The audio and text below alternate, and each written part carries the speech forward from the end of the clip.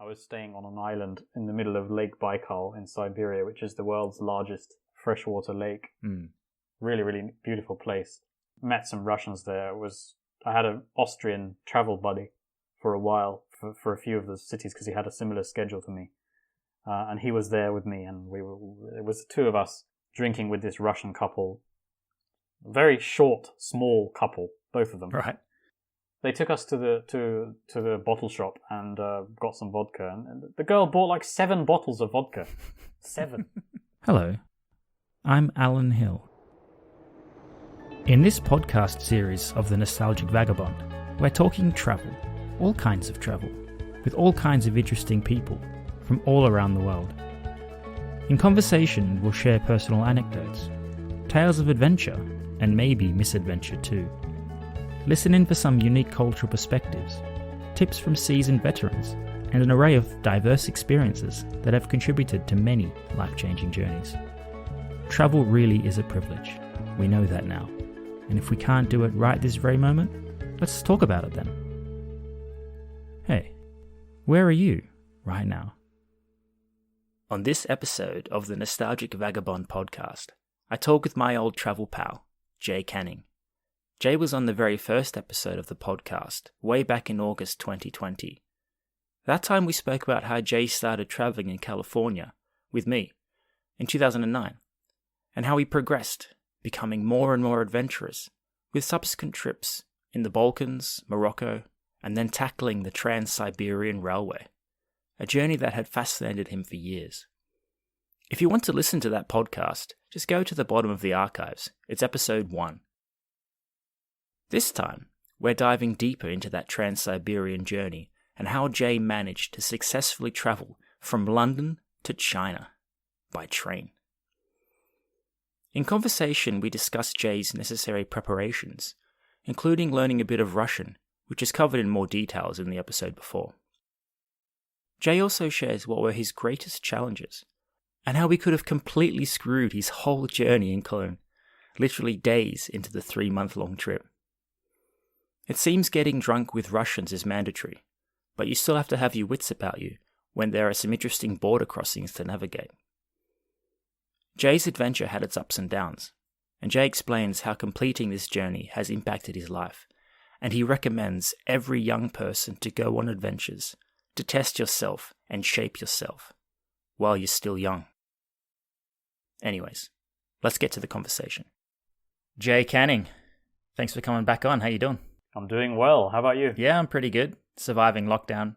Yeah. I'm excited to do a second episode. This is great. Where are you right now? I'm still in Skopje, still in Macedonia, North Macedonia. Same as last time, really. I mean, travel is basically impossible, so I've had several flights to London cancelled. I haven't seen my mother for almost a year. But, what can you do? I don't know. Yeah, well, like you mentioned, you were on the initial podcast episode of the Nostalgic Vagabond way back in August, which we recorded during the initial lockdown, and now we're recording another episode. Yeah, second wave, second episode, right? And during that first episode, we talked about some of our shared experiences traveling in California in the USA, and we touched on adventures that came after that, especially from your side. And one in particular, which I wanted to really delve into today, was your epic train journey that took you from London all the way into Beijing, into China, using the Trans-Siberian Railway. So I wanted to take some time today to really delve into that adventure that you had and get some reflections from you and some tips. And also for my benefit and for other people who might be listening who have thought about this idea, maybe don't know enough yet to feel confident to really go for it, whether you could offer some insight onto that as well. Yeah, sure. My first question to you, Jay, is why? Why would somebody want to travel from London in the UK to China completely by train? What was it about that idea? Why did you want to do something like that? It seems pretty crazy to me. Yeah, I suppose. I mean, I suppose it does.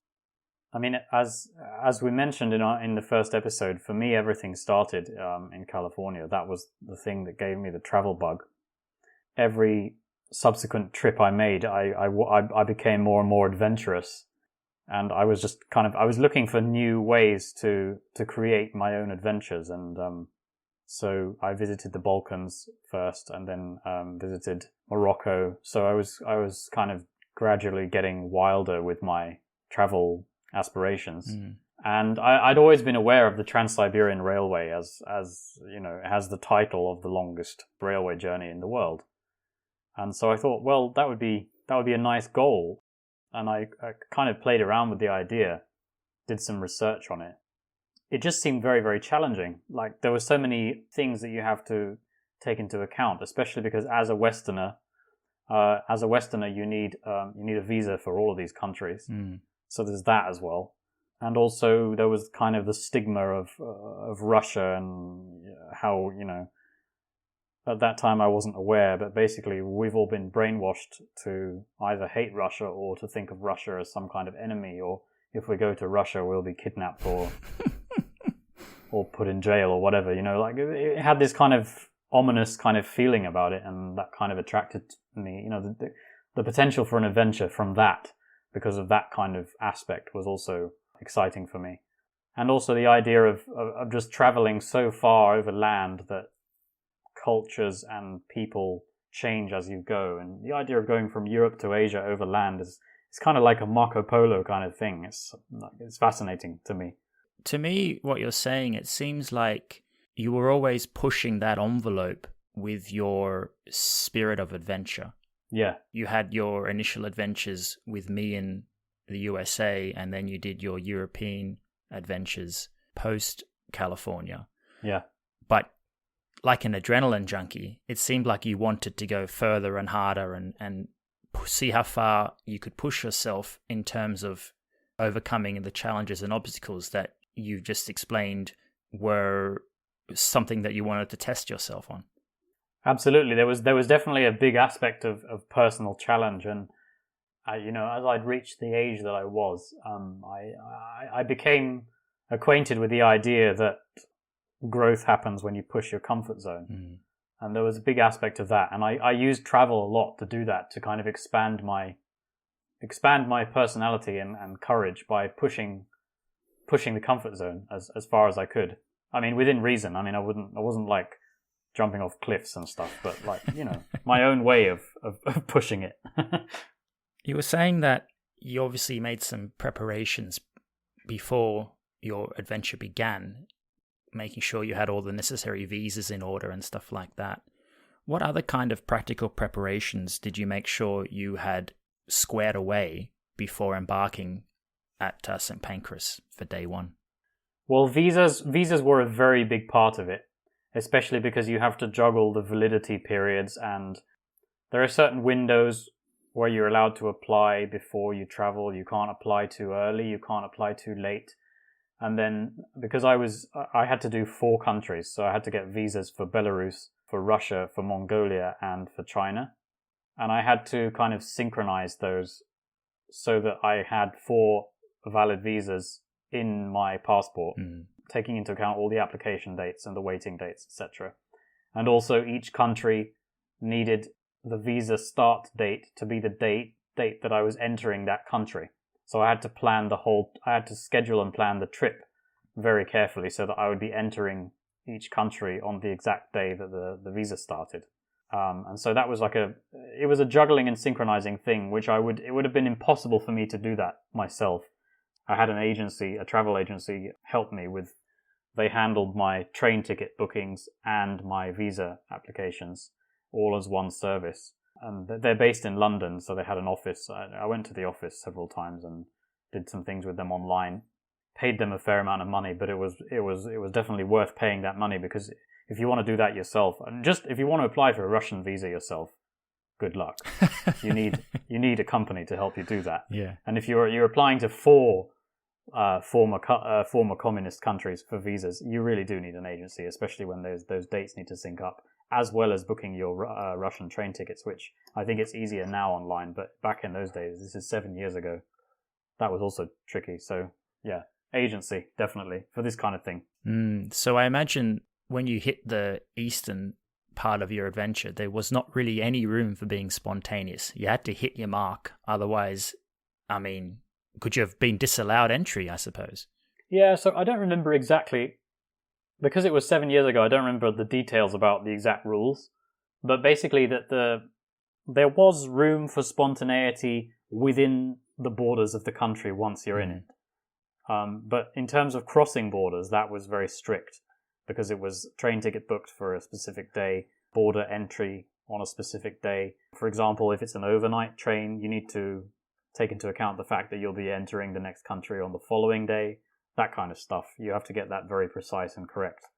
But when you're in a country, like when you're in Russia, when you're in Mongolia, you can be spontaneous, obviously. You can do what you want once you're in. So yeah, I mean, I didn't feel too constrained at all. I didn't feel too constrained. It was good. Had you always planned to use an agency to help you with this process, or were you, in a way, told that was the best way, or was that just what you ended up finding out that, hey, this is going to be very difficult at this time in my life with my experience and knowledge, and so you just thought, I need to spend a bit of money and get some help in this? Basically, it's just not worth your time to try and do it yourself to save some money. It's much better to just pay that money and get it done for you. Even when it was being done for me, I still had to work very hard because there were so many forms I had to fill in. For those visas, like, you have to tell them your travel history of the last 10 years down to the date. You have to tell them which countries you went to, which dates, all that stuff. You have to put all of that stuff in. You have to put details of your parents, details of yourself, your siblings if you have any. Like, crazy information that you think that they would never need to know. They want to know that information. They want to know everything about you, right? So it was hard work, even though I had this agency helping me out. And also, you may know the website seat61.com, which is a great website all about trains. It's all about train travel all around the world. And if you go on seat61.com, it's run by a British guy. If you go on their Trans-Siberian or Russian section, he will also recommend don't even bother trying to sort this out yourself. You need to get the agency to sort you out. And there are various agencies that do it. Yeah, I followed his advice because he's the expert. He's the world's expert on train travel. If you want to do train travel, seat61.com is the place to go. Oh, okay. I didn't know that. That's a good tip. Yeah, check it out. It's a really interesting website, actually. Really, really interesting. In the initial podcast episode we had together, we spoke quite a lot about you learning Russian language in order to help you navigate this train journey. So if listeners want to hear about how you got on with that, then can check out episode 1 of the podcast.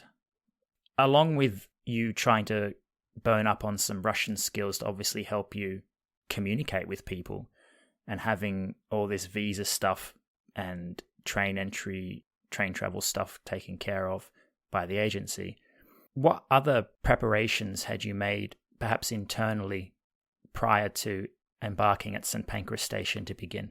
Well, it's quite funny. In my preparations, I took security very, very, very seriously. And I bought all these kind of devices and stuff. Like, I had everything with me. I had one of those alarms, like something like a rape alarm, like one of those alarms where you pull the chain and it lets off like a really loud siren. So I had one of those in case somebody attacked me or something. What else did I have? I had some kind of pouch, some kind of security pouch that you could tie to a hostel bed or something that was like bulletproof and knife proof and God knows what. Like, I really went overboard with the security. I was like super paranoid about those crazy Russians and all that stuff. So yeah, I had lots of gadgets and things with me. The kind of, those kind of wallet things that you stuff into your underpants. Yeah. Like all those kind of things. I had all that stuff with me. Overkill. I had overkill on that stuff. And yeah, mental preparations. I was pretty scared. Like the night before, because I had a very early Eurostar train, like 6 a.m. or something. The night before, I just felt terrified. Like I didn't even want to do it. Yeah. I was like, what the hell have I put myself into? I felt really scared. But then when it came to the morning, when it came to getting on the tube and getting myself to St. Pancras, I was so excited, really. I guess it's a bit like before playing a big football match or before playing a big basketball game or even going and doing a public speaking tournament or something like that. It's like the anticipation and the pre-anxiety and the nerves of the event, and your mind plays tricks on you. Yeah, definitely. Even, I suppose, embarking on any kind of journey, whether it be hardcore or whether it be more, vacational, that moment before, you're second guessing yourself. It's just this weird game that our minds play on us. But the interesting thing is, like you said, once you got on the tube and you were on your way, it's like, I'm in this now. Yeah. Now, it's sort of like almost a survival mode. You just get on with it and you don't think about the fear. It's like, I'm just going to survive this. And it's almost like your mind does the reverse to what it was before. It's not talking yourself out of it. It's just going with it and trying to do the best you can. It's strange. Yeah, absolutely. Yeah. And it's something, I haven't experienced that much in life. So it shows you how big the trip was that I experienced that. I mean, if I was a sportsman and I played some important finals, then maybe I would have experienced this feeling more, but it was something kind of new to me at that time. Now I know exactly what you're talking about now. I mean, it's like going on stage or whatever. There's so many things in life that can cause that feeling. Yeah. I just have this image of Jay Canning, backpack and all, standing on St. Pancras Station, ready for the Eurostar. Probably the sun's just starting to rise, I imagine, if it's that early in the morning. Yeah, the sun was rising on the day and the sun was rising on the whole trip. It was an amazing moment. I remember that moment that you're describing, standing on the platform. I took a photo of the Eurostar train, and I was like, wow, this is my first train, my first of many trains. Yeah, it's almost like you open a book to page 1 and you just start reading. Yeah. Were you alone on that platform? I remember it as being alone. I mean, obviously there were other passengers for that train, but I remember it, and yeah, I just remember it being like my experience. But I'm sure there were other people there. Yeah. So, what kind of feeling did you have at that point?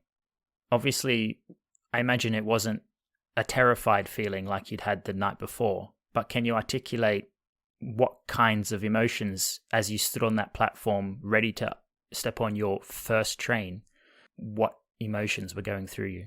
It was excitement. And I suppose you could say anticipation, although I suppose that word is often misused. But I just saw like 1,000 stories that were going to happen soon. And it was just that overwhelming excitement of wondering what's going to happen next. And yeah, it was a brilliant feeling. Like one of the best feelings of my life was standing on that St. Pancras platform. Yeah, like embarking on a journey where you don't know exactly what could happen, but you're excited for what may happen. Absolutely. Yeah. I've got a feeling like that before when I can still remember the day of leaving my house as I checked out of a rental that I had finished the lease on, sold off everything I owned again, put on my backpack, which I've still got. I've had it for 12 years, I think. And then just walking down the icy road, down my street to, I think I was going to the bus station at that point. Just, here we go again. You hear the soundtrack in your mind. I didn't actually have any music or anything. It was all in my own mind. But I could have even been humming to myself. I can't remember. But there was definitely some music in my mind. Yeah, and it is that fantastic. That feeling of, all right, here we go. Let's see where this journey takes us, for sure. Exactly. Yeah. Fantastic that you've had the same backpack for 12 years as well. I wish I could say that. I really do need a new one, but I'll have to buy one. I actually do have the same backpack because I bought that. I bought one of those big, like 65-litre backpacks for my Trans-Siberian journey, and I still have it. It's still in great condition because I haven't used it much because I've only done one other very large journey. So yeah, I haven't used it that much. Jay, while you were jumping on that Eurostar, was there anything going through your mind in terms of perhaps preconceived ideas of what you hoped this particular journey might achieve for you? I knew that it would change me. I knew that personal growth was one of the main results and also reasons for doing this. I remember even at the pub I was working at, like, just telling people the journey I was about to undertake, and even other people said, "Wow, it's going to change you. Like, wow, you're going to grow." Totally. Like, even other people could realize that the implications of doing something that large. It was like 3 months or something, or maybe just a bit less than 3 months, the entire duration. Yeah. So yeah, it was definitely personal growth. I didn't at the beginning. I didn't expect my perceptions to be changed as much as they were. Obviously, I did. Obviously, I already knew that travel changes your perceptions of certain things and people, etc. But I didn't realize how much that it would actually change my perceptions. Maybe we can talk about that a little bit later on. But yeah, we'll get to that. That's that was one of the surprises that came from it for me. Okay. Well, let's move on a bit to practical and story-like elements. Where exactly did you go? So what was your route on the train? Which countries did you pass through? And was it fixed the whole way, or did you have maybe some options that you might consider spontaneously through certain Western European countries or Central European countries? I went with the flow because of those visas, the majority of the journey was in visa countries. It was not in EU countries. Initially, my plans had been I wanted to do the Trans-Siberian Railway, so my initial plan would be like to fly to Moscow and then do Moscow to Beijing.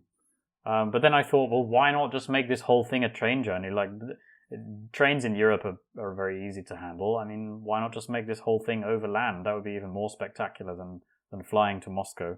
And so I just decided to add on the EU countries. But with the EU countries, because I had a schedule for the visa countries, I ended up just scheduling the whole thing. So I had everything booked in advance. Well, that was also a cost thing, especially in the Europe, because I mean, as you know, like things like Eurostar, if you book them way in advance, you get a much cheaper ticket. True. And so I applied that principle to all of my trains because it was so much cheaper anyway. So I was working in a pub, so I wasn't full of money. So I scheduled everything way in advance just so I could get the cheapest tickets. Yeah. So the whole thing was scheduled. I had some spontaneity within the cities that I was in, doing what I want. But in terms of moving to the next place, that was all strictly on a schedule. Yeah, I had a podcast with Marian. You must remember Marian from California. I remember the name. Marian Pudemet, German guy. Oh, yes, I remember him, yeah. With the awesome hat, yeah. Yeah.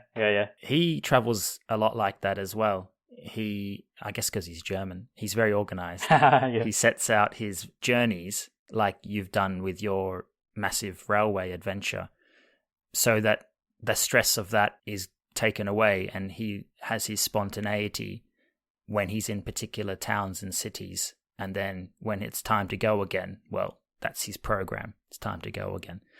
Yeah. I understand that. And I think for some people, if that is fixed, it can remove some possible anxiety about, now how do I get to my next place? Yeah. You just know that you have a deadline, and when that time comes, you need to leave this town.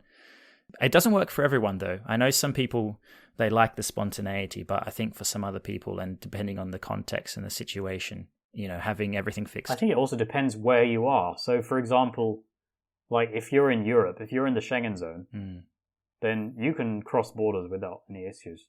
You can do what you want. But I did have, I had another large trip after this one, which was a South America trip. That was based a lot around flights. Flying from one place to another, because they don't have any trains there at all, and buses are very nice, but the distances are extremely long for buses. So, and I had a more kind of liberal, kind of freewheeling approach to that one without scheduling so much. And in the end, I actually lost something on the trip. I lost a whole country. My last country on that trip was Peru, and I had a flight booked from Peru back to Europe. And because I was ad-libbing, because I didn't have it all booked out, like scheduled, in the end, I couldn't get a flight to Peru for some very strange reasons of Chilean bureaucracy. It was literally impossible for me to buy a flight to Peru, and I missed Peru because of that. So it kind of reinforced for me the way that I did it with the Trans-Siberian trip was better. I see. Yeah, I suppose there's always a risk-reward thing going on there. Yeah. With being organized and being completely disorganized and spontaneous. So yeah, I guess that's the game you play. yeah, exactly. So basically, you were quite organized. You went through your Schengen European zone, and then obviously when you had your restrictions and visa requirements, you had to keep to a timetable when you were journeying by train through Russia, Yeah. Mongolia, Belarus, Yeah. and China, you Yeah. said. I was wondering, this is just a curious question. Did you have a favorite train company? Something about this particular train that was better than the others? Well, for me, better means more adventurous. Cool. I mean, if you want to talk about better trains, then obviously German trains are the best. But if you want to talk about what was the best adventure, I would say everything from the let's say the train I took from Poland to Belarus, right up to the Chinese trains.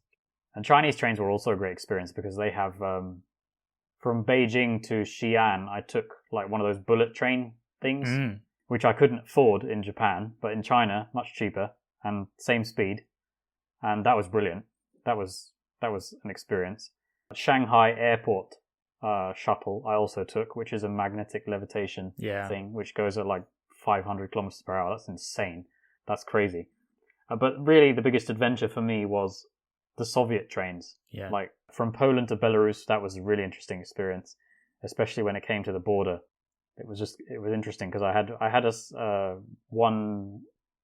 a guy that was in my cabin, Polish guy, who was traveling to Belarus also, and we were sleeping. The border crossing was at night. It was something like 4 or 5 a.m. and we were sleeping with the window slightly open. And I just remember the smell of cigarettes and things as they were changing I think it's called changing the bogies. Right. Because the railway is a different gauge. The European, the Polish gauge. Of course. And then the Belarus/Russian gauge is either wider or narrower. So they basically have to lift up your carriage using a crane and detach the wheels and attach a new set of wheels that fit the tracks. And that happened while we were on board. So we just felt the whole thing shake and it was lifted up. I could smell cigarettes from the workers outside and there was sounds of metal and things being dropped and people speaking Russian, Belarusian. And that was like, it was a real James Bond moment for me. It was like, wow, I'm on a train and there's these Russian communist guys outside changing our wheels. And it was really interesting. And then of course the border guards came in and they're all dressed up, especially in Belarus, because in many ways Belarus is actually more Soviet than Russia. Belarus still has the KGB, whereas Russia doesn't have one anymore. Right. Belarusian border guards were dressed up just like Soviet soldiers and had the mannerisms to match. And that was terrific. I mean, I was actually scared of them. And there were so many questions being asked in Russian towards me, which I didn't understand despite my studying the language. And the Polish guy who I'd befriended in the cabin through my pub knowledge of Polish swear words. Nice. He handled all the questions for me, basically. Like he explained to them I'm a tourist and all that stuff. Because they had their attitude was one of interrogation rather than of a simple passport check. So yeah, that was a real experience. Can imagine quite terrifying in a way, and yes, very it was for grateful. me. I imagine you were to this Polish guy I imagine he was speaking Russian to these guys. Yeah, because he had a girlfriend. He had a Belarusian girlfriend, and so he was traveling. He did that trip like once a week, and he knew the language, etc. So he really he helped me out there because he handled it all. Yeah, I have an experience like that too, Jay. When I went to Pakistan, I bumped into some guy I knew from when I was working in my university days in a Singapore airport toilet, and it turned out that we were on the same flight to Lahore in Pakistan. Oh, wow. I mean, this is just after Benazir Bhutto was assassinated as well, so wow. It was a very bizarre time. Tense times in Pakistan, yeah, no doubt. And obviously I don't speak Urdu really at all. No. He spoke for me and brought me through customs checks and out into the arrivals until I found my driver who was going to take me into the neighboring towns. So yeah, I mean, I totally can understand your predicament and your kind of emotional state. When people help you out, it's really like, it's something else. It's amazing that somehow these things work out. And it's interesting what you say about me, bumping into someone on travels, because actually something weird happened to me on this Trans-Siberian trip. So when I got off my Eurostar in Brussels, I bumped into like 2 or 3 guys that I went to school with. And that was like, wow, okay, what are you doing here? And they said, yeah, we're here in Brussels for a few days for a little city break. What are you doing? And I was like, well, I'm going to China. And what did they say? They were like, what? Kind of blank faces, like, I don't understand. I explained what I was doing. They were like, wow. Yeah. And then even on my way back, like at the end of my trip was Hong Kong. And I was flying Malaysia, so I went Hong Kong, Kuala Lumpur, and then Kuala Lumpur, London. And there was a guy who went to school for me on the Hong Kong to Kuala Lumpur flight. Not even the London flight, but the Hong Kong, Kuala Lumpur flight. Chinese guy that went to school with me. And we like had a coffee in Kuala Lumpur airport. I mean, it's even amazing that because you said in the previous podcast you were homeschooled for a while, so you had potentially less people that you knew from school, and yet you meet some guy on the other side of the world. Exactly, right. It's crazy. It's ridiculous, man. In San Francisco, I bumped into someone that I went to school with as well. Mental. It's so weird how these things happen. I was wondering, Jay, you were obviously very prepared for this adventure. And you'd thought a lot about it. You'd studied up on the language. You'd been very organized with your visas and your train travel. You'd obviously visualized the experience to some degree prior to embarking on this roughly 3-month adventure. What did you foresee to be your greatest challenges for the journey? And more curiously, was that the reality, or did something happen, or were there challenges or difficulties that surprised you that you didn't even foresee and never considered at all?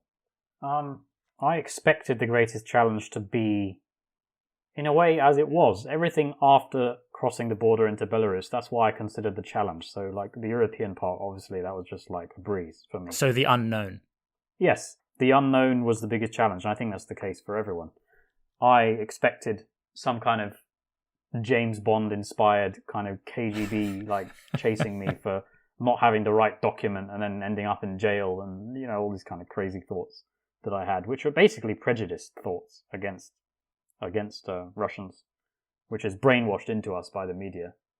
It turned out to be nothing at all. It turned out that the people are actually incredibly friendly, and the countries are all absolutely incredible, and everyone was welcoming. I had those beliefs blasted out of me fairly quickly, and I had my various security devices. At the end, they were just buried at the bottom of my bag. I wasn't worried anymore. You know, it was definitely a prejudice that was eliminated from me. And you know, nowadays, you know, it's so much we talk all about. Obviously, big topics nowadays are racism and prejudice and stuff like that. No one talks about Russophobia. Right. I mean, our media is still Russophobic. Our media still tries to blame Russia for this, that, and the other. I mean, yeah, the Russian government's dodgy, but so's the British government, so's the American government. All governments are dodgy. It doesn't say anything about the people themselves. And I think it's definitely worth learning about that these countries are great, full of great people, very welcoming, very, very welcoming to strangers and foreigners. I expected to be disliked for being a Westerner, which I was not. I was welcomed. Right, so there was some revelatory experiences for you. Yeah, exactly. I mean, that's the brilliant thing about travel, isn't it? That's one of the best things, I think. One of the best things. That and also challenging yourself, personal growth and pushing your comfort zone. Those are the 2 big benefits, I believe. Would you say, Jay, in this context, you pushed your comfort zone because you were fearful of the unknown in a sense? You were aware of, or maybe you were not aware of your own prejudices about the places and the people where you were going. So that made you uncomfortable. But in the end, let's say you pushed your comfort zone, but your sphere of comfort became so much bigger because you discovered that there's nothing to be afraid of in this area. Yeah, absolutely. What I was afraid of was a fallacy. Absolutely, yeah, absolutely. And it was just, you know, that pushed me on to my next trip, which was South America, and I did like tours of Brazilian favelas and stuff. Like it just, and again, nothing bad happened to me. Yeah. Yeah, I mean, there's plenty of travelers on YouTube, you know, these famous guys like Drew Binsky, those kind of guys. I mean, you go to places like Afghanistan even, and nothing happens to them. Yeah, I was listening to a podcast with Levison Wood recently, who hitchhiked all the way to India from London. Yeah. And, you know, through Afghanistan and Pakistan and all these places, he was totally fine. You know, he even said that the people in those countries were in a way even more hospitable than you get in Western countries. Absolutely, yeah. I mean, there's a hospitality culture that exists in Asia and Middle East. I mean, even Turkey is. I mean, the hospitality culture in Turkey is incredible. Albanians also great hospitality. Yeah, I wouldn't hitchhike through Afghanistan and Pakistan now, personally. Yeah, I do have my limits, and there are some. I know there have been some stories of people who say, "Oh, everyone, you know, it's the world is full of love and everything," and they go to these countries and they end up getting murdered. That still does happen. So I think there's let's add a caveat to that. No doubt. It's all about being educated and being sensible and being wise and respectful. Yeah.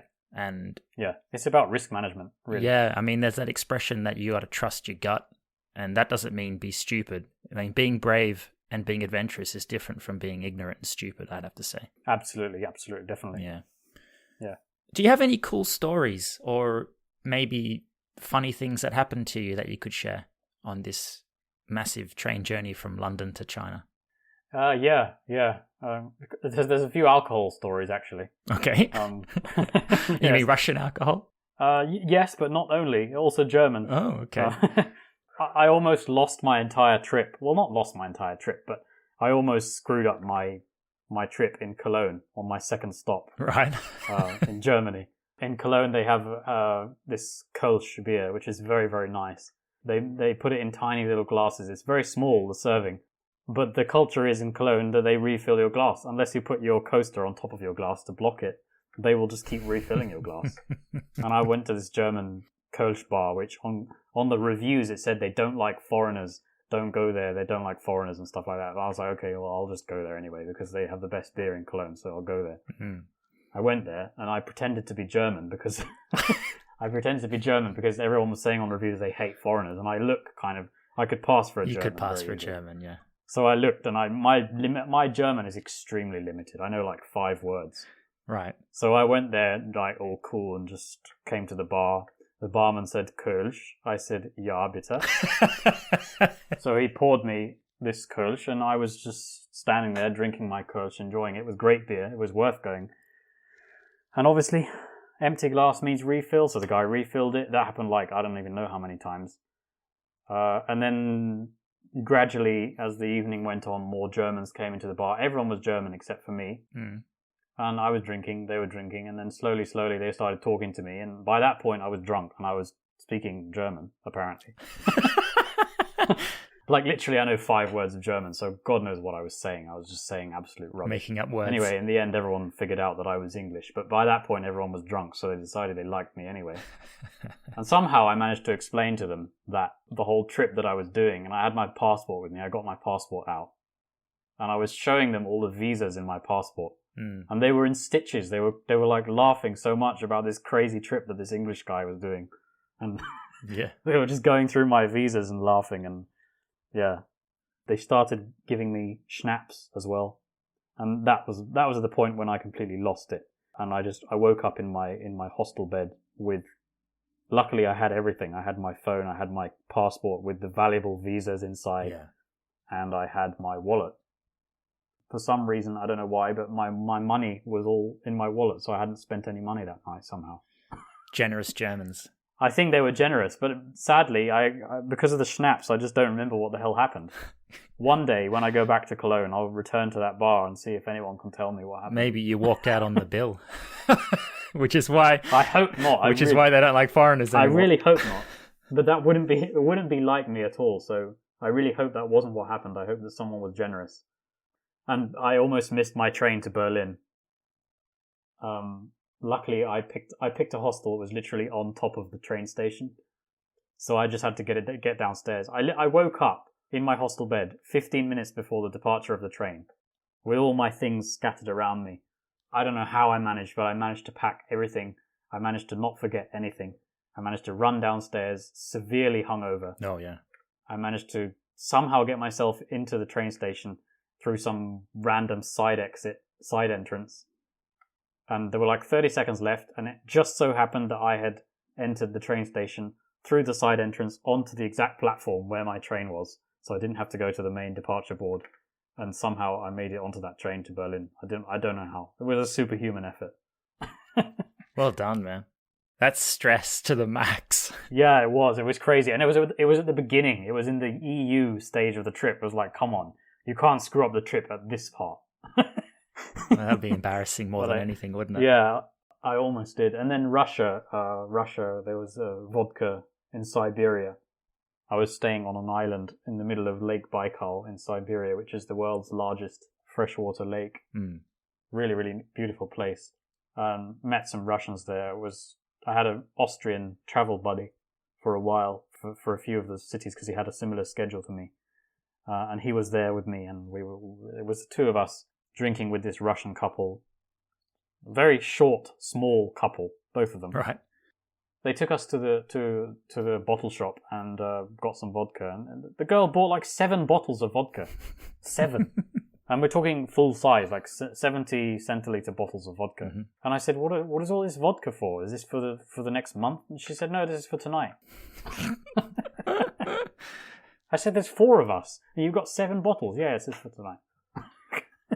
Jesus. And so we were sitting outside and drinking vodka, which is not something I'm used to drinking. Yeah, no doubt. I'm normally a beer guy, sometimes wine. Now in Macedonia, I drink rakia, but... Rakia, yeah, nice. Yeah, not on this quantity of what these Russians were doing with this vodka. And we were sitting around this table, and everyone started feeling the effects fairly quickly, and the Russians started singing Russian folk songs. I think at one point they were standing on the table singing these songs and jumping around. And again, I can't remember how that all concluded. All I know is I woke up on the floor in my room. Again, I'm very practical, even when I'm drunk. I make sure I have all my stuff. I make sure everything is secure, because basically I woke up on the floor, not in the bed, which was like 1 meter away from me. On the floor. I'd slept on the floor all night. But I'd managed to lock the door, which had some interesting padlock thing. So I'd managed to handle this complex lock. Yeah. But I couldn't make it to the bed. Well, I mean, it's better that you're secure in your room than laying in your bed asleep with the door open. Yeah, absolutely. I'm amazed by my own practicality when I'm completely out of it. Like with the Germans. I mean, they were looking at my passport. My passport was all over that bar. Yeah. But it had 4 very valuable visas in. And if I lost that passport, that would be the trip over. Game over. And somehow I managed to keep that passport safe, even though I don't remember the rest of the night. So, yeah. Proud of myself for that. Awesome, man. So, boozy-related stories. Yes. So, I mean, to be honest, Jay, I shouldn't have expected anything else, should I? No. I mean, I do have some more stories which are not booze-related. I mean, I don't want to be a typical Brit, so I should tell you a few other things. Belarus has, as I mentioned, Belarus has, they still have the KGB. I'm not sure for how much longer now that they have these protests going on about the government, but they have a KGB, which the Russians gave up post-Soviet Union. And the KGB building in Minsk is not allowed to be photographed. Oh, yeah. And I didn't know what that building was. And it was a nice building, so I was taking pictures. I was with another traveller, Portuguese, I think he was. And I took all these pictures, and we were walking, and he looked very silent. And I was like, "What's wrong?" He said, "Do you know what you just took pictures of?" I was like, "Oh, I don't know. It's just a nice-looking building." He said, "That's the KGB headquarters, and you're not allowed to take pictures of that. It's an arrestable offence." So that was quite interesting. How did you feel? Did your stomach sink to the floor? Actually, no. By that point, I'd gained some confidence, and by that point, I was like, "Wow, I got away with that. That's cool." No one ever said anything? No. I got away with that. There you go. Lucky. You've had a few lucky escapes. Yeah, I think you can say that, yeah, definitely. And I mean, I could spend hours with you telling the stories from that trip. Mongolia is pretty interesting as well. We'll have to save some for the next podcast, Jay. Yeah, exactly. You obviously met quite a few people on this journey. For me, when I go traveling, especially with technology now, it's so easy to do. I would say I'm pretty reasonable at keeping in touch with people who I've met. And sometimes it can be somebody I spent a day with, or somebody I traveled with for a week by car on a road trip or something like that. Out of all the people that you've met on this train journey across Eurasia, are there still some people you keep in touch with that you met on that trip? I think that what you mentioned about technology, it's true that it has that advantage, but at the same time, it makes us complacent. So, like, for example, people I met on this trip, I've added them as Facebook friends. But once you add a Facebook friend, you still need to make a lot of effort to stay in touch with that person. Otherwise, they become just a passive friend, you know? Yeah, I know what you mean. And maybe you interact by liking a picture of theirs or making some funny comment on something. But at the end of the day, you still really have to invest in the friendships that you create. And I think that I've been in many ways I've kind of been lax with that. I've been lazy, or I haven't actually been on Facebook for a very long time. So I'm not actually currently in touch with anyone from that trip. However, I have them at my fingertips, if you know what I mean. It's a complacency that can easily happen with the social media stuff. It's like, yeah, I have that person there and I can talk to them when I need to, and then you end up not talking to them, which is kind of a pity in a way. I mean, I think it sounds like you've done a better job than me in keeping in touch with people. But you're right, Jay. It does take a lot of time and it does take a lot of effort, and sometimes it's not reciprocated. That's just sort of the way society's gone, and I think you've hit the nail on the head there when you've said it's a passive arrangement. Social media has brought us to. They're at our fingertips, which we take for granted perhaps now. And the interactions we have via Facebook, as you said, is quite passive. But it doesn't have to be. But it does take effort. Any relationship, any friendship takes effort. So that's never changed. Yeah, I definitely agree with that. I mean, it's great to have the technological ability. But it's still down to your initiative. It really is down to your initiative.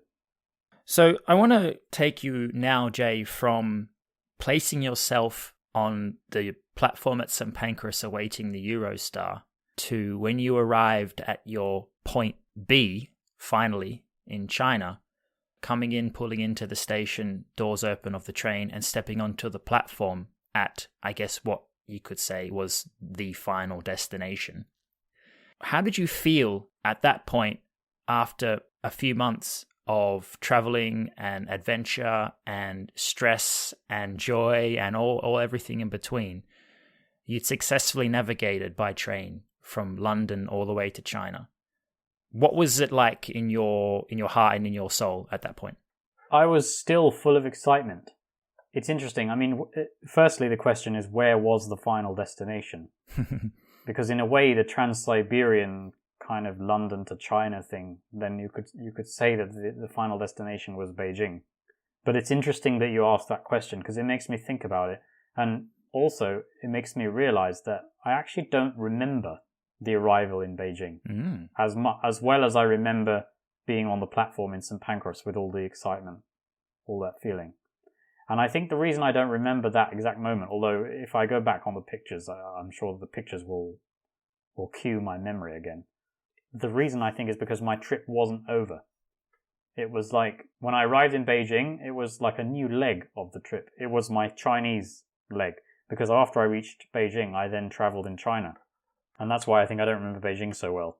I do remember Hong Kong, which was literally the last place. Before going home. Yeah. I remember being on the train from Hong Kong going to the airport.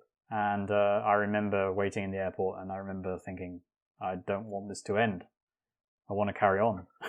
I wish I'd made it longer, the trip. Yeah. It was amazing. And I remember the flights. I remember the interchange at Kuala Lumpur, because obviously I met someone I knew and I had a Malaysian curry there. And I remember the long flight back to London. And I remember walking back down my street coming home, which was, you know that feeling? It just feels really weird to be home. Oh yeah, I've had that before. I suppose it would happen to you if you go to Australia. Like that kind of weird feeling. Yeah. It's just like, yeah, I'm home, but at the same time it feels odd.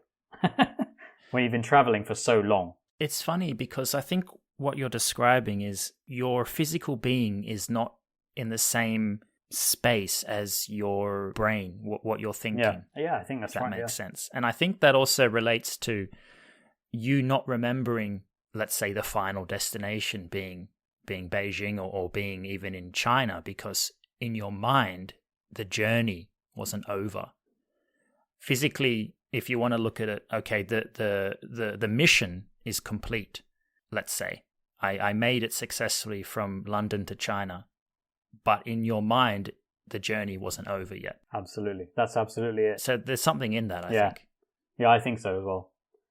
It just continued. The excitement was just continuing. Even though I'd come home, it was still like, wow, what the hell? What have I just done? And what can I do next? Immediately, it's like, come home and get on the computer and research what I can do next. Motivated you for the next stage. Yeah. The progression, Jay Canning. Yeah, and it didn't take me long to establish my next goal. Like, what do I want to do next? I want to see Easter Island. That was my next goal. You talked a little bit about that in the first podcast episode as well. One of your top places that you've been. Yeah, definitely. But I still hold this Trans-Siberian London to China journey as my greatest ever travel. I've never topped that. Mm. No, it makes sense. Makes sense. It's quite an adventure to successfully navigate by train, the important thing, from London St. Pancras all the way into China. And you've expressed there were some hurdles along the way and points where it could have all gone tits up. Yeah. But it didn't, and you made it successfully.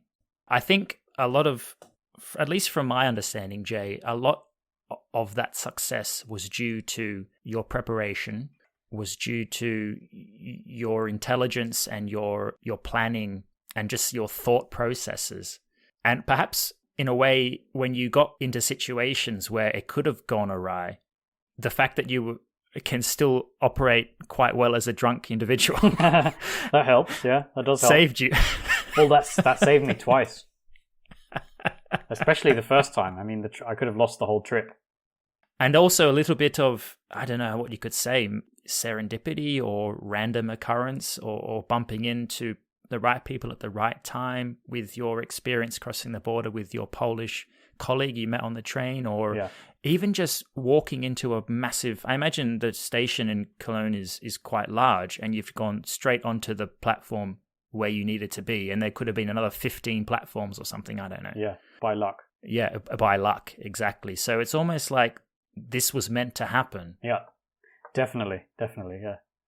I mean, if I'd missed that train, it wouldn't have been the end of the world. I could have got myself to Berlin. But I might have lost a day in Berlin, which was also a great place to visit. So true. I mean, it wouldn't have been a total disaster. However, if I had lost my passport with the visas inside, that would have been game over. Definitely, that would have been game over. I mean, you would have had to get a new passport, new visas, which would have been another costly process and time process, I suppose. Yeah, and new train tickets to match those dates. And obviously, the visa has waiting times. And I had time off work that was scheduled for a specific time. So basically, it would have been trip over. So I guess the only word you can say to describe the feeling in that context is for you. Exactly. Yeah. I mean, I have other moments where I panicked or there was another one. Actually, I forgot this one. This is a good story as well. The Belarus-Russia border. There isn't one. And I didn't know that. They have, Russia and Belarus have a Schengen-style thing going on. So there's no border check. And I wasn't expecting that. Nobody told me about that. So I was on a night train, Minsk to Moscow. And I woke up in the middle of the night and checked my phone. And I saw that my phone had connected to a Russian network. And I was like, what the hell's going on? I'm in Russia. I checked on the map or whatever it was. And I could see my position was well within Russian territory. And I panicked. I was like, did they somehow miss me while I was sleeping? Was I covered in a blanket and they didn't realize there was a person here? And have they not stamped my passport? And will I get arrested by the KGB or whatever? And all those paranoid fears, which I mentioned before, kicked in really hard. And I was running up and down the train looking for someone to ask about this. Eventually, I didn't get any answers. I just arrived in Minsk and then someone from Belarus eventually informed me that there is no border. And I was like, oh my God. But I was panicked for 12 hours. I was like, what the hell? I've broken the law. But your heart palpitations eventually calmed down. Yeah. On reflection, Jay, this is perhaps quite an intense question. When you look back on the person you were before this journey, and then the person you are now, but also the person you were almost immediately or in the months after the journey when you had processed your adventure. Did this journey going from London to China via the Trans-Siberian Railway, all by train, did it impact you or did it change you in any specific ways? Well, we talked about personal growth and and pushing the comfort zone. Mm. It made me a more confident person, not just in the area of travel, but also in other areas. And it made me more sure of myself. It gave me a better belief that I could achieve complex and challenging tasks. And obviously that applies to every area of life, not just travel. Sure. And I think the value of travel to other areas of your life is not to be underestimated. In fact, I might even say that that's the purpose of travel. Although it's obviously it's an incredibly enjoyable experience, and you meet people, and there are benefits. You know, you experience other cultures, you experience other cuisines. There are all those benefits. But the benefit to you as a person and the amount of self-belief, self-esteem that you can get from achieving a complex journey with challenges built in while pushing your comfort zone. Mm-hmm. The benefit on other areas of your life is huge. And I think that that's really the deepest, most profound reason that somebody should travel, I think. And I think that's why it's so important for young people to have at least one gap year before they go to university, if they're going. Because if you're doing something like university, if you have that year of gap year behind you, it just makes you more well-rounded. It makes you more self-confident, able to handle challenges. To be honest, I think one gap year is not enough. I think that when you finish your high school, when you're 18, I think that you should travel until you're at least 21. Like, get yourself a bar job, get yourself a job. Also, get yourself a job where you learn the value of money. Instead of just going to university without any travel experience and then graduating and then getting yourself some kind of office job, I think you should get down into the mud, get your hands dirty, do some manual labor or work in a bar.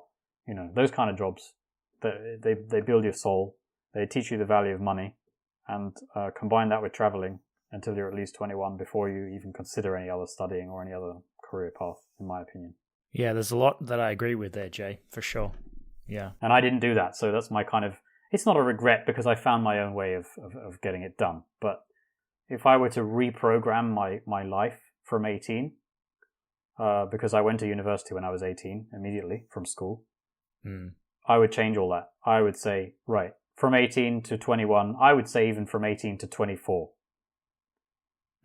Get yourself a hands dirty job, get the wage in, save your wage, and plan the most adventurous travels that you can possibly dream up. Very nice. It's not a rush. Life is not a rush. I mean, 24, you're still a kid at 24. So there's no way that you can't spend between 18 and 24 just traveling. Well, that in a way poses the next question. If somebody, let's say under 26, because that's when train traveling is usually cheaper because you get your young person deal. Very true, yeah. Especially in Europe, yeah. Yes. If there's somebody listening who's under 26, who's considering this whole idea of slow travel, considering this idea of long-haul train journeys after COVID, let's say, from your experience, what kind of advice would you give to them? I would say do it, firstly, and do what it takes to do it. So undertake the planning, because some journeys, especially in countries which are not so open, in countries which you need a visa for, you need to at least plan out a basic schedule that complies with those things. And my advice would be to just, even if you don't enjoy that part, if you're really, really like a free soul and you want to just do what you want when you want, I would say do what it takes to get these trips done, because the rewards are so large and it's worth it. It's worth all the preparation. And yeah, you can improvise when it's possible to improvise. I'm also very much in favor of that. So yeah, take that kind of approach and definitely do it. I don't see why you should choose anything else to do with your time at that age other than traveling and working to earn the money to do that traveling. Those are the two things that you should be doing. Finding yourself. Yeah, absolutely. I actually spent my entire 20s, more or less, as a traveler, with travel as my main priority.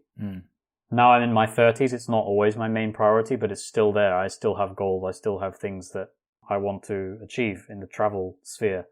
And that will be now with a kid. So that's a whole new challenge, traveling with a kid. No doubt. What kind of adventures can you do with a kid? Well, it looks like pretty much the same. You just have to take away the limiting beliefs. Like, oh, I have a kid, so I can't do this. Oh, I have a kid, I can't do that. Well, if you look at some travel people on Instagram and stuff, there's like families with 2 kids going to like Guatemala and stuff. I mean, it can be done. It can be done. Definitely can be done. But your 20s, especially your early 20s, that's the best time.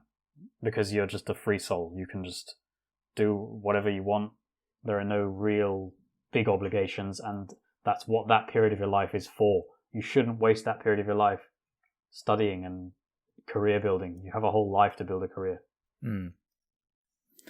Very cool, man. My favorite 4. Favorite animal? Dog. Favorite walk or hike? Favorite walk or hike?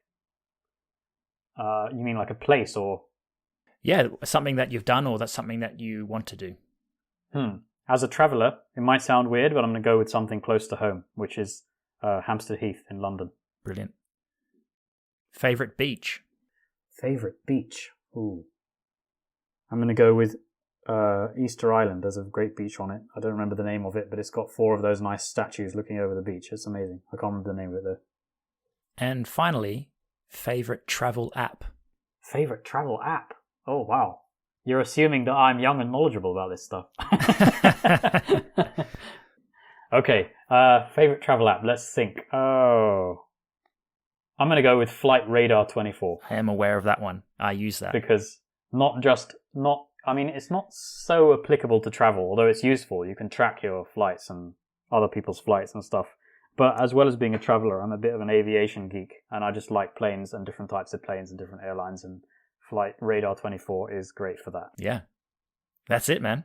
Favorite 4. Nice. My favorite 4. Final point. Quick question. Out of curiosity, on your whole train journey, did you have a favorite stopover point? This is a tough question because I loved every place. But I would say that Mongolia has to be up there. Mongolia is a really interesting country. And even some of the areas of Siberia in Russia before you cross into Mongolia, the people already look very Asiatic. Mm. And I think actually the ethnic diversity in Russia is something that people really need to be aware of. Because Russia is characterized by Western media as, I suppose, possibly like a racist place, perhaps. Mm. But it couldn't be further from the truth, because as far as I'm aware, Russia is actually the world's most ethnically diverse country. Russia contains ethnic peoples that we've never heard of. It has so many different republics, and these people have their own languages, and it's absolutely fascinating. It's something that, I don't know if you've seen a YouTuber called Bald and Bankrupt. I have heard of him. Yeah, he's quite good at exploring this stuff. I mean, I just scratched the surface when I went to Russia, and I saw some very, very interesting faces. You can see people who they have a face that looks Chinese, but then they have blonde hair and blue eyes. Wow. Like, you can see some really interesting faces there, and that's really worth exploring. I think that's really interesting. And Bald and Bankrupt has some great videos on some of those interesting little republics in Russia that are just very obscure and very unknown. But yeah, Mongolia is a really, really interesting country. I stayed in a yurt with some nomads, and that was a real experience. The food they gave us was, let's just say, questionable. I had a very dodgy stomach after that, but it was worth it. Did some horse riding there with the nomads. Absolutely fantastic. Brilliant country to go to. Definitely should stop there if you're doing this Trans-Siberian journey. And also China is probably my favorite country of all time that I've visited. Mm. And the food is one of the things I love the most about China. It's nothing like Chinese food that you get in the West. It's fresh. It's really, really tasty. I think I mentioned on the first episode as well, the Chinese food. China is a rich experience to be savoured. I didn't spend long enough there. I only went to Beijing, Xi'an. I saw the Terracotta Army, which was amazing. Mm-hmm. I went to Shanghai, which is really, really, really vibrant, nice city. I visited Taiwan to see the other side of China, the non-communist China. Taiwan is lovely, and Hong Kong and Macau for that kind of British, Portuguese, ex-colonial influences going on. China's a place you could spend years and years and years in. I love China. I hope that answers your question. Yeah. I could go on and on. Great, man. We're out of time, so we'll have to save it for the time you come on for the third time on the podcast at some point in the future. Brilliant. Why not? So, yeah, Jay Canning, thanks again for coming on. Really good to chat to you. Thank you for having me. It's always a pleasure. I hope we can do more. Nice one. Thanks for listening to The Nostalgic Vagabond. I hope you enjoyed listening to our conversation. And if you would like to listen to other interesting talks on travel, there are more podcasts available. Check them out wherever you get your podcasts. And for updates, just follow me at The Nostalgic V. Don't forget, your journey is special. Own it. I've been Alan Hill. Until next time.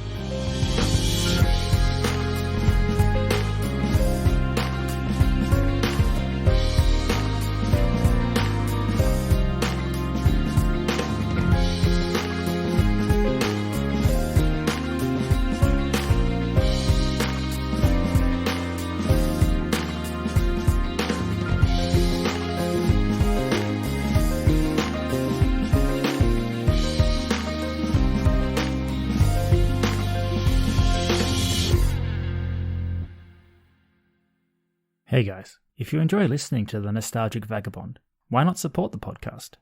If you haven't already, subscribe and you'll be notified when new eps drop. You can also support the podcast by leaving a rating or a review on your podcast app. Why not share this episode? Tell your friends about it if something resonated with you. Word of mouth is great promotion. If you're into social media, maybe post a screenshot of the episode or upload the link on your profile so your mates can see what interesting content you've been into lately. All your support comes straight back and helps to keep the travel content and nostalgia of this podcast going. Cheers. So don't forget to subscribe.